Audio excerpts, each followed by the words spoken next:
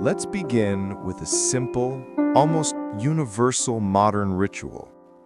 You're about to post a photo. Maybe it's from a vacation, a coffee shop, or just a quiet moment at home. You take 10 pictures, maybe 20. You find the one where the light hits just right. You adjust the contrast, warm up the colors. You think of a caption. You write one, delete it. You write another. Is it clever? Is it authentic? Is it too authentic? You finally hit share, and then you wait. This process, this careful, meticulous, anxiety-ridden process, this isn't sharing. This is directing. This is curating. This is producing. And the you that you are presenting, the one who is always in good lighting, always insightful, always on the verge of a breakthrough or in the midst of a celebration, that is your digital persona. It is the most carefully produced, meticulously edited, and heavily marketed version of you that has ever existed. It's your personal brand, your avatar, your ambassador to the world. We all know we're doing it. We feel the pressure.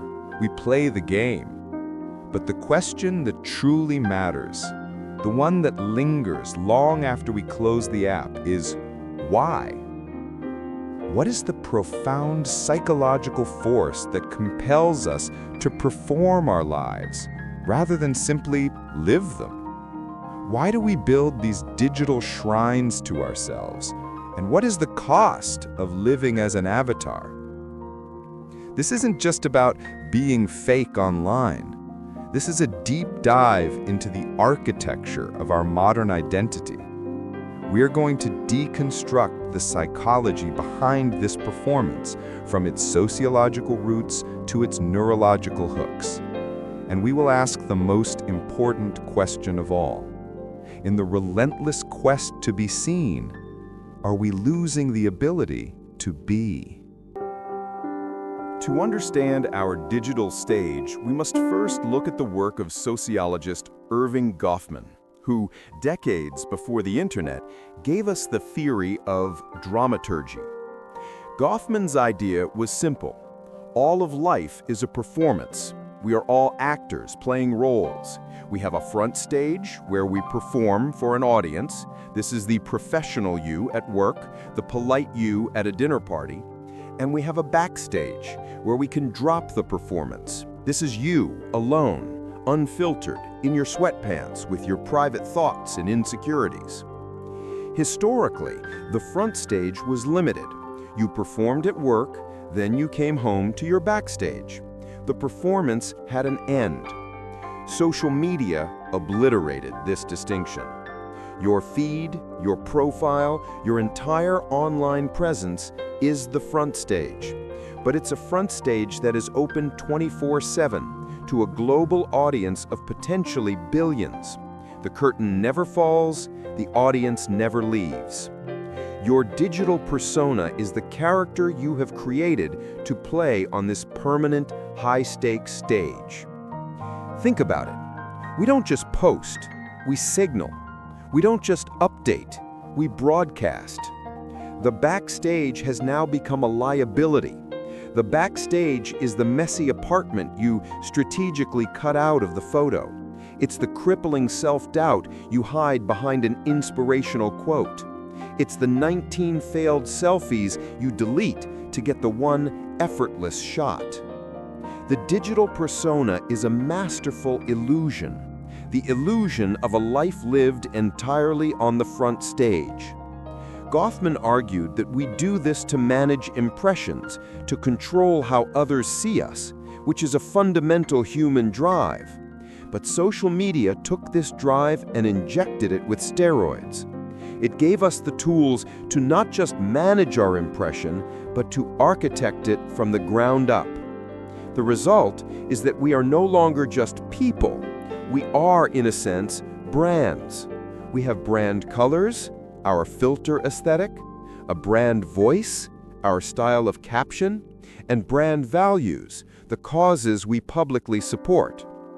This isn't inherently evil, it's a survival mechanism, but it's crucial we see it for what it is, a construction. The architect of this persona is you, but the blueprints, those are drawn by psychological forces far older and far more powerful than the internet itself. So why do we invest so much energy in maintaining this digital character? If it's just a performance, why does it feel so vital? This is where we move from sociology to neurology. The first driver is perhaps the most obvious, but also the most insidious, the validation trap. Every time you post, you are rolling the dice in a neurological casino.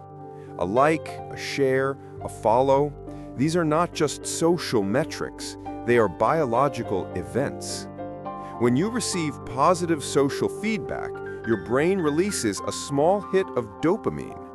This is the same neurotransmitter involved in reward, motivation, and crucially, addiction. Your brain doesn't know the difference between a like and a genuine human connection. It just registers the reward. Your digital persona, therefore, becomes a tool to solicit these rewards. It becomes a dopamine harvesting machine. The performance isn't just for others, it's for your own brain chemistry. You are unconsciously learning what performs well. The happy photos get more likes than the thoughtful ones. The travel shots get more engagement than the quiet days. And so you begin to subtly, unconsciously produce more of what the audience rewards. Your digital persona starts to resemble not who you are, but what the algorithm wants. You are no longer the director, you are in a feedback loop. This loop is the foundation of the validation trap.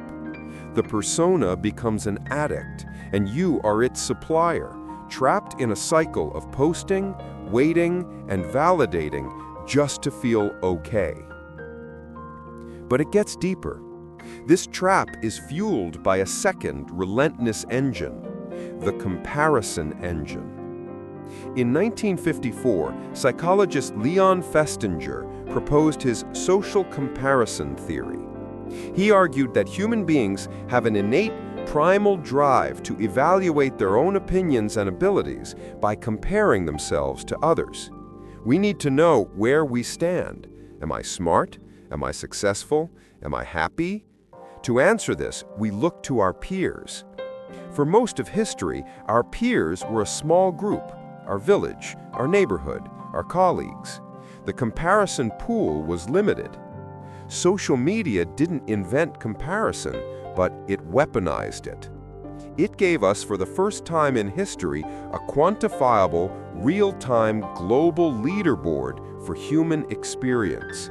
Your feed is not a collection of memories. It is a curated, filtered, optimized gallery of everyone else's front stage.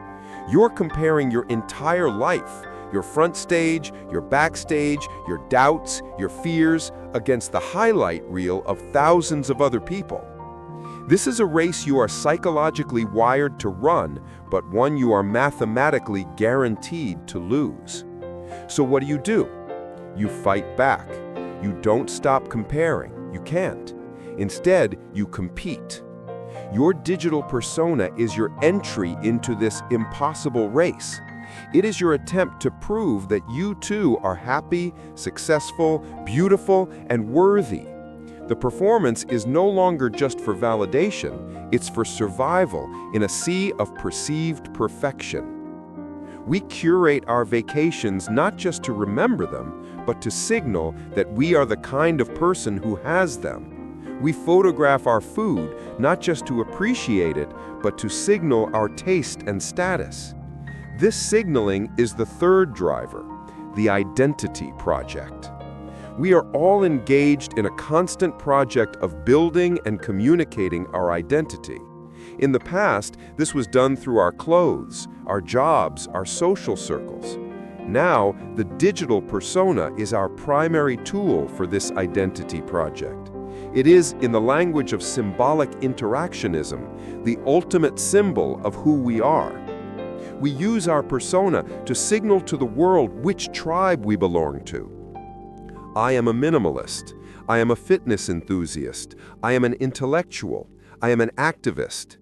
Our bios, our links, the very aesthetic of our photos are all carefully chosen signals designed to attract our tribe and define our place in the world. And this is where a dangerous philosophical line gets crossed. The pressure becomes not just to signal an identity, but to conform to it.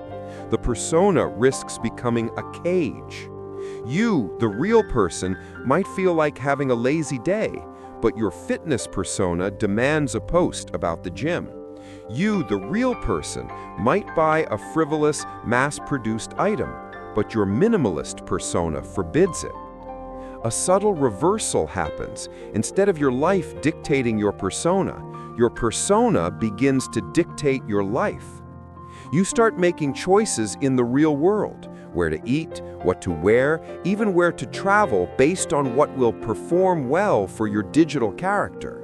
You are no longer a person with a profile. You are a brand manager, and your life is the product. This leads to the fourth and perhaps most existential driver, the fear of invisibility. We live in a culture of pics or it didn't happen. The performance is, at its core, a proof of existence. In a loud, crowded, digital world, to be silent is to be invisible, and to be invisible is to, in a modern sense, to be irrelevant, to not be. We perform, we post, we broadcast, simply to say, I am here, I am happy, I am living a life that matters. The digital persona is a shield against the existential dread of being forgotten, of being unseen, of being average.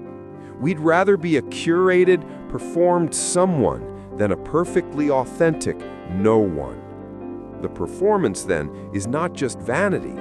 It's a desperate act of self-preservation in a world that has confused being seen with being alive. If this exploration of our modern identity is resonating with you, and you're finding value in this deep dive, take a moment to subscribe. We unpack complex ideas like this every week, and I'd be honored to have you as a part of the conversation. So, we perform. We perform for dopamine, we perform to compete, we perform to belong, and we perform to exist. What is the cost of this endless play? What happens when the actor is on stage for so long they forget who they are when the curtain falls? This is where we find the consequence, the authenticity crisis. A psychological crisis occurs when there is a significant gap between your performed self, your digital persona, and your felt self, the person who has to live in the real world. Your persona gets 100 likes for a photo of you smiling, captioned with an inspirational quote, but you, the felt self, posted it from your bed, feeling anxious, lonely, and completely uninspired. Your brain receives a reward, dopamine, for an act of inauthenticity. This creates a profound psychological dissonance, a split. The world is applauding a person who, on some level, you know is not you. This dissonance is a breeding ground for anxiety, depression, and a chronic gnawing feeling of being a fraud or an imposter in your own life. You feel empty because the validation you received was for the mask, not for the face beneath it. Your felt self is left starved of real connection, while your performed self is feasting on digital scraps. This continuous management, this split, this constant state of high-stakes performance is exhausting. It's a 24/7 job you were never trained for, and one you can never quit. This is the burnout of performance. It's why people suddenly announce social media breaks. They are not just tired of the app, they are psychologically collapsing under the weight of their own performance. They need to go backstage just to remember what they actually look and sound like without an audience. In a fascinating twist, the culture has recognized this burnout. And what has it done? It has turned authenticity into a new form of performance. We now see the rise of the curatedly authentic post, the photo dump with a few blurry, real photos, the long caption about a struggle that has already been overcome. This is the performance of not performing. It is the system's way of co-opting rebellion. The digital persona just puts on a new costume, the costume of the real, raw, and vulnerable person. But it is, all too often, just as curated as the perfection it replaced. So, are we doomed? Are we sentenced to live forever as actors, trapped on a stage of our own making? No, not if we choose to see the system for what it is. The solution is not to be more authentic online. As we've seen, that often becomes its own performance. The solution is not to delete everything and live in a cave. That's impractical. The solution is awareness. It is to consciously, deliberately, and bravely reclaim your felt self from the demands of the performed self. How? First, name the actor. You must create a space between you and your persona. Acknowledge it. See it. Your profile is not you. It is an artifact of you. It is an avatar. It is a tool. It is not your identity. When you feel the anxiety to post, recognize it. Ah, my persona needs validation. Just naming it diminishes its power. You are the creator of the persona, not the creation. Second, re-sanctify the backstage. You must actively cultivate a life that you have no intention of posting. Find a hobby you do just because you love it, not because it's aesthetic. Have conversations that you don't mind for content. Experience moments, a sunset, a great meal, a deep laugh, and consciously refuse the impulse to document them. Let the moment be enough. Let the experience belong only to you. This is how you rebuild your felt self. You feed it with real, unperformed experiences. You prove to yourself that your life is valid without an audience. Third, redefine your why. Shift from a mindset of performance to one of connection or expression. Ask yourself, am I posting this to get something, validation, status, or to give something, value, art, a genuine thought, a real connection? This is the difference between sharing from your scars versus your open wounds. A scar is healed. You can talk about it to help others. A wound is open. Posting from it is often a cry for the validation that can never truly heal it.